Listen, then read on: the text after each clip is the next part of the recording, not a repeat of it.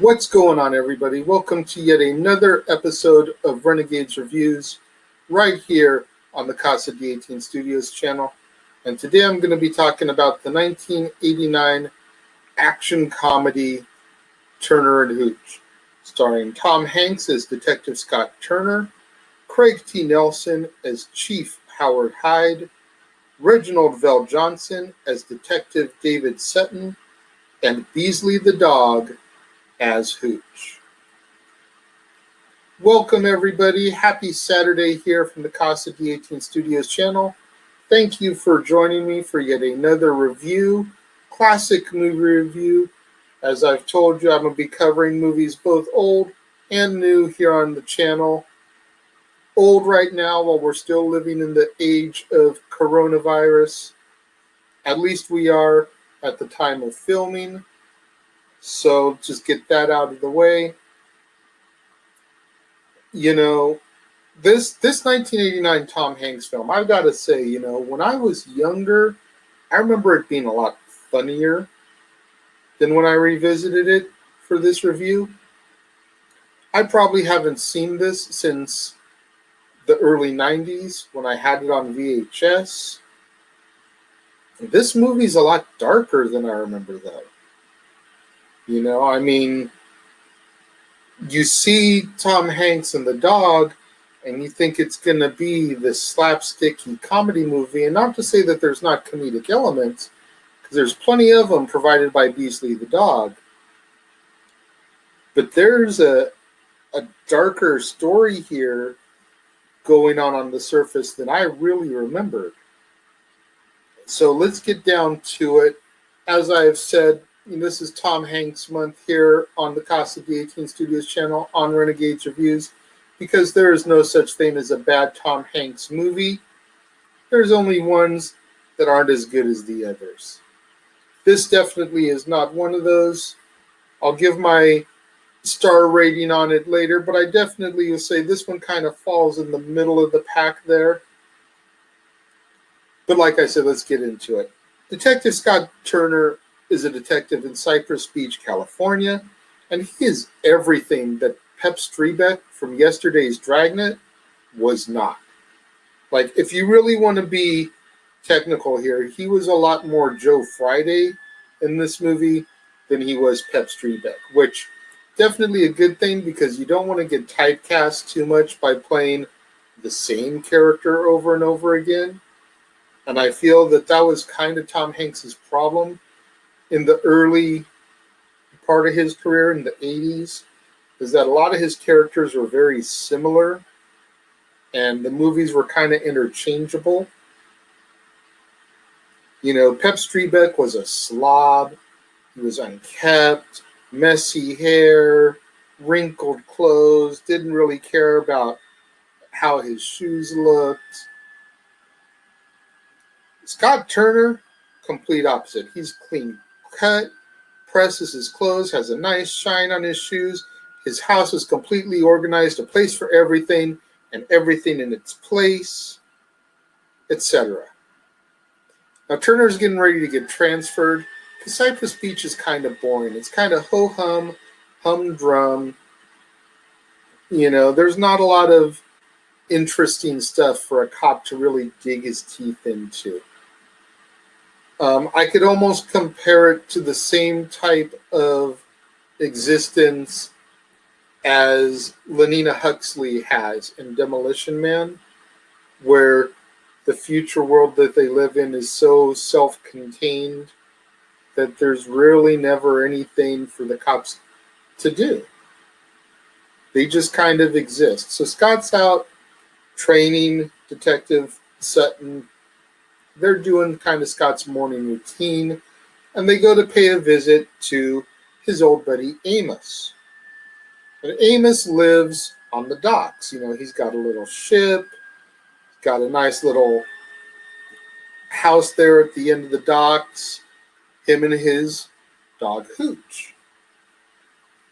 And upon Scott's visit, him and Amos get to talking, and Amos is always complaining about something. He's old, he's crotchety, He's always got something that he's complaining to Scott about. And on this visit, he complains about the seafood warehouse across the way. Says he's been hearing some weird noises there at night. Something suspicious is going on. But at first, Scott just kind of downplays it. Whatever. I'm getting ready to leave in a few days. This is my replacement. He'll make sure that he comes by and checks up on you. Says hello, has some fun. Doesn't think much of it. That night, however, Amos sees something that he wasn't supposed to see, and he gets caught. He's just minding his own business, doing his thing on the docks, and he sees something happen at the warehouse. He gets spotted.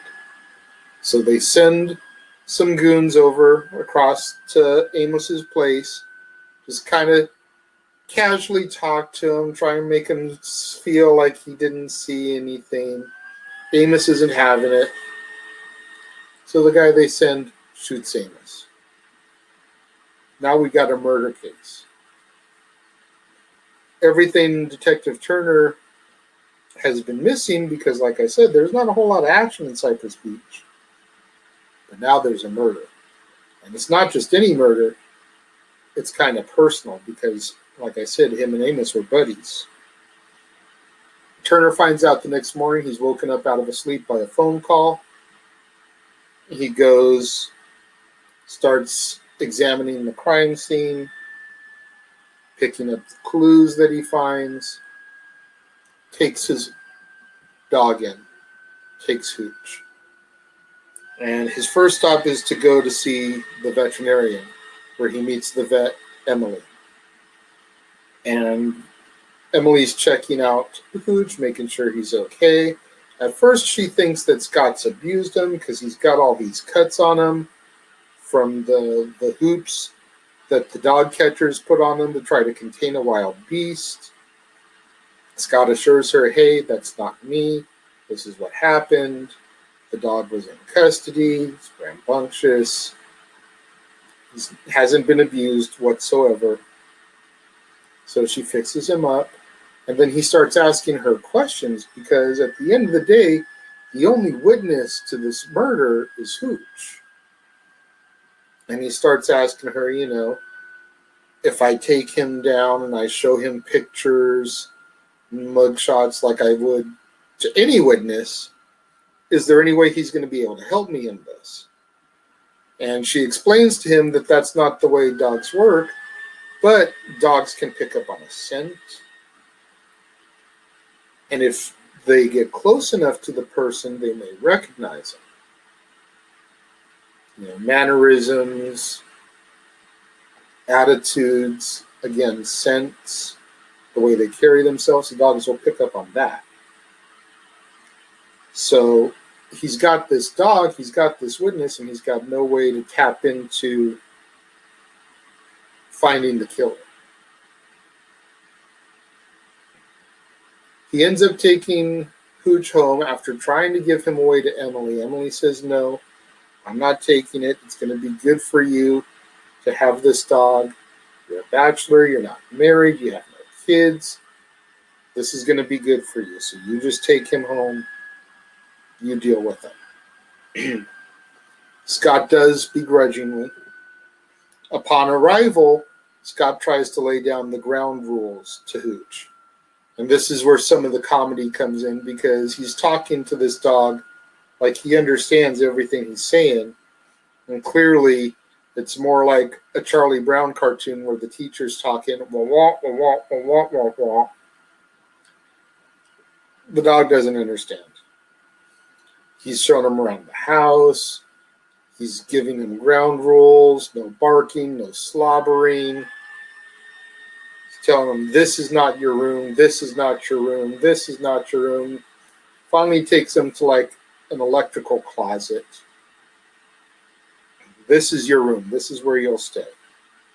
Puts down a blanket, pillow for the dog, this is your room. The next day, or later that evening, he goes to the grocery store. He's buying dog food and stuff for Hooch, chew toys so that he won't chew on the furniture, flea and tick shampoo, etc. All that stuff. Ends up running up almost a $100 bill for the dog accessories. And Scott's like, what the heck is all of this? Like, I only came here for dog food. Why is all this so expensive? Comes home, Hooch has just demolished the house. Destroyed everything. So obviously, clean and organized Scott gets pissed off, throws Hooch out. Hooch comes back a little bit later with Camille. Camille is a female dog who Scott recognizes as having belonged to Emily the vet. So Scott goes to take them home, and he figures, okay, this is my opportunity to get rid of Hooch. Go, follow her upstairs, go into her house. You know, this is your opportunity, boy. Go sow those wild oats. She likes you. But Emily catches her. And after a little bit of banter on the front porch, Emily invites Scott inside. They talk a little bit more, and Scott notices that she's been painting the house. And Scott, being kind of OCD, he notices how she's left the house kind of in shambles, and he's like, she's like, well, I've stopped for the night. I'm going to pick it back up later. And it just kind of messes with him because the wall isn't finished or anything. So he just picks up a brush and he starts going to work. So where they at least finish that wall. And she realizes like how much it messes with him, like how organized this man is. But they end up fixing the wall. They finish. And he gets ready to go for the evening. And he realizes that he's kind of liking her. And she's kind of digging him. But he doesn't want to admit it. He doesn't need that in his life. Next day, he takes Hooch with him to work, to the precinct. And it just so happens that across the street, kind of at a diagonal, there's a wedding going on. Whatever, weddings happen all the time in the city. Hooch recognizes the wedding photographer as the man who killed Amos. So Hooch is going crazy, barking, jumping, trying to get away so he can chase down this killer. Turner starts chasing Hooch. Sutton starts chasing Turner. And we have this big old chase. Unfortunately, the suspect gets away. But not before Scott can get the license plate. License plate ends up IDing the man as Zach Gregory, who was military, special ops, all these little things that Scott kind of picked up on at the crime scene as to how Amos had been killed, and it had to be somebody with special training. So all these pieces are starting to fit together now to make this guy his perp.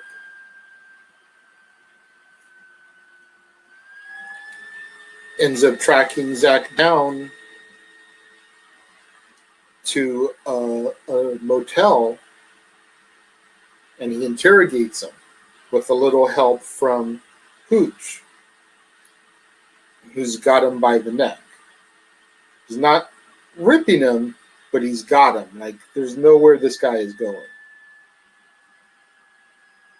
So he interrogates him, gets the lowdown on the fact that he killed Amos, why Amos was killed, and what's been going on at the warehouse.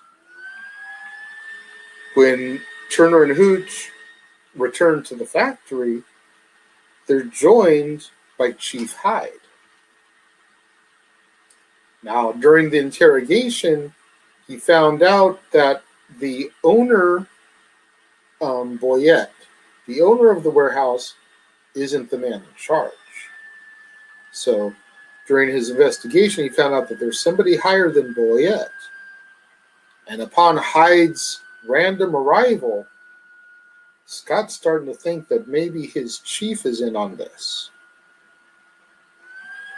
He's proven right when a shootout ensues and Boyette and Hyde start shooting at Scott. When Hooch tries to ambush Boyette, Boyette shoots Hooch. Hyde kills Boyette because Hyde wants to be the only one in charge at this point. Scott kills Hyde. Once all the dust is settled, Scott rushes with Hooch to Emily's vet office for Emily to try and take care of him and fix him and bring him back to health. But unfortunately, we lose Hooch. But all is not lost as we find out that Camille was pregnant. Turner ends up staying in Cypress Beach because he gets offered Hyde's old job as police chief. Sutton becomes the new lead investigator, basically still taking Turner's job. Scott and Emily end up getting married and caring for Camille's pups, one of whom looks exactly like Hooch. So we've basically got the next generation of Hooch still living on, and the film even kind of ends with Scott giving the puppy the same tour that he gave to Hooch. No slobbering, no drooling, no barking. This is not your room. This is not your room. This is your room. And everything has kind of repeated itself in the grand circle of life. This was a really good movie. It was really nice to review this and go back to this movie after many years of not having seen it. Like I said, it had probably been close to 20 years, 25 years, hell, since I've seen this movie. And it was definitely darker than I thought. It was still Touchstone, which means that it was a Disney brand product, so it wasn't R-rated or anything like that, but just a little bit darker than I remembered, and that's fine. I'm going to give this film 3 stars out of 5. Like I said, it's kind of going to go in the middle of the pack for me. Definitely not his best work, but it's definitely not his worst work.